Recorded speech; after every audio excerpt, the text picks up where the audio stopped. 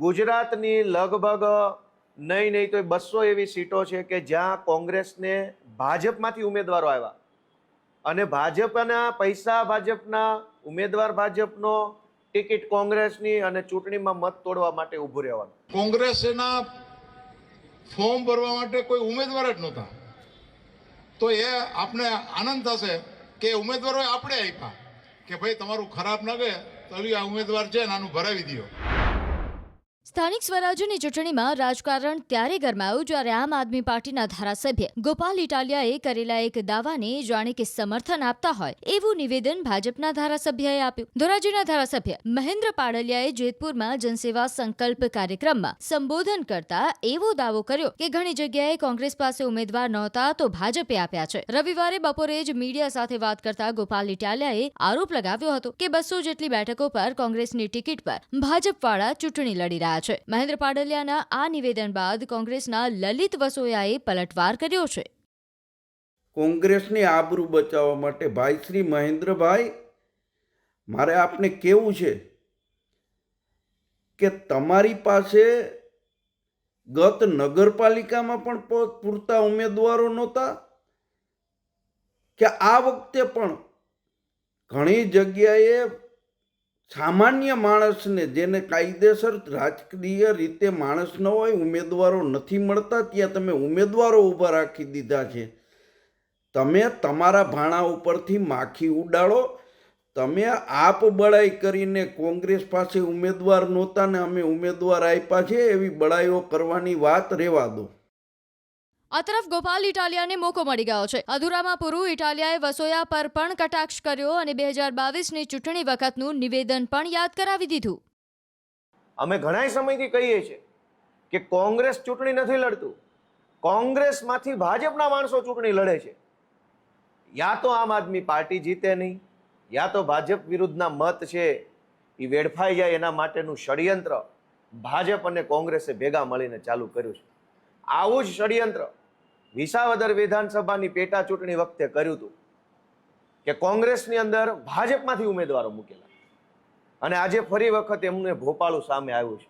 અને અધૂરામાં પૂરું, ન્યાના જ ધારાસભ્ય ભૂતપૂર્વ એમણે થોડાક સમય પહેલા જ ચૂંટણીમાં અગાઉ એવું કીધું હતું કે આમ આદમી, કોંગ્રેસ ન ગમે તો ભાજપને મત દઈ દેજો પણ આમ આદમી પાર્ટીને ન દેતા, આવી વાત કરી. અને આજે એ જ વિધાનસભાના ચાલુ ભાજપના ધારાસભ્યએ પાછું ગુજરાતની અંદર જાહેર કર્યું કે કોંગ્રેસ અને ભાજપ બે મળેલા છે. મેં ગઈકાલે પણ કીધું, આજે પણ કહું છું અને ભવિષ્યમાં પણ આ વાત સામે આવવાની છે કે કોંગ્રેસ ભાજપ બંને એક થઈ ચૂક્યા છે. કોંગ્રેસ ભાજપ મળીને ચૂંટણી લડે છે. કોંગ્રેસની અંદર ઉમેદવાર ઊભા રાખવાનો નિર્ણય ભાજપ કરે છે અને ભાજપે મોકલેલા માણસોને ટિકિટ આપી અને કોંગ્રેસ એને ચૂંટણી લડાવે છે. આપને જણાવી દઈએ કે 2022ની વિધાનસભા ચૂંટણી સમયે ધોરાજીથી ઉમેદવારી કરનાર લલિત વસોયાએ પોતાની જાહેર સભામાં કોંગ્રેસ ન ગમે તો ભાજપને મત આપવાની અપીલ કરી હતી.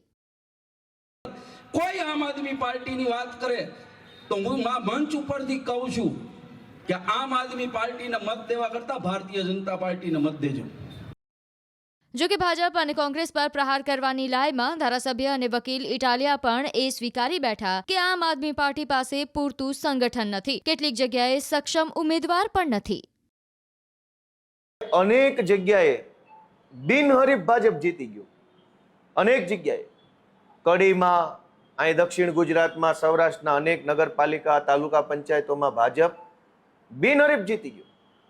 હવે અમે તો વિશ્વની સૌથી નાની પાર્ટી છીએ, ભારતની સૌથી નવી પાર્ટી છીએ, ગુજરાતની સૌથી નાની પાર્ટી છીએ. અનેક તાલુકાઓમાં અમારા સંગઠનમાં હજુ પૂરતું સંખ્યાબળ નથી.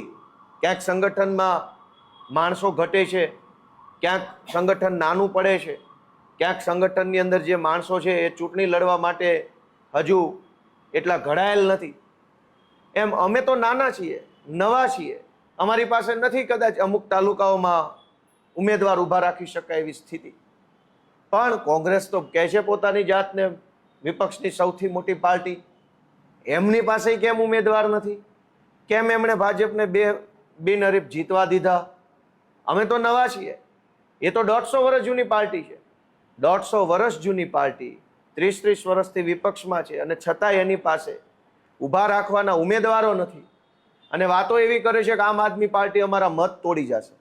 એટલે ભાઈ, મત તો જ્યાં અમારી પાસે ઉમેદવાર નથી ત્યાં તો તમે ઊભો રાખવો. તો અનેક તાલુકાઓમાં અમારી પાસે ઉમેદવાર નહોતા, સ્વાભાવિક છે. અમારા ઈશુદાનભાઈએ તો પગે પડવાની વાત કરી કે સારા સજ્જન માણસો, ઇજ્જતદાર, આબરૂદાર અને વજનદાર માણસો રાજનીતિમાં આવે એ માટે એમના પગ પકડવા જોઈએ, હાથ જોડવા જોઈએ.